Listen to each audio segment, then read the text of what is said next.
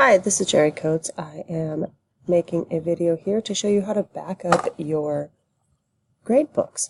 Backing up your gradebooks is super simple and it can save you a lot of headaches if something is to go wrong. So I am logged in here as a teacher. One of the teachers gave me gracious permission to use their account. And backing up your gradebooks is a couple of simple steps.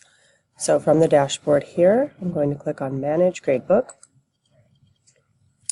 And then I am going to find this here that says Backups along the tabs across the top. Click Backups. Here it's going to already have everything selected. You can put in a comment. You don't have to. It will automatically show you the date.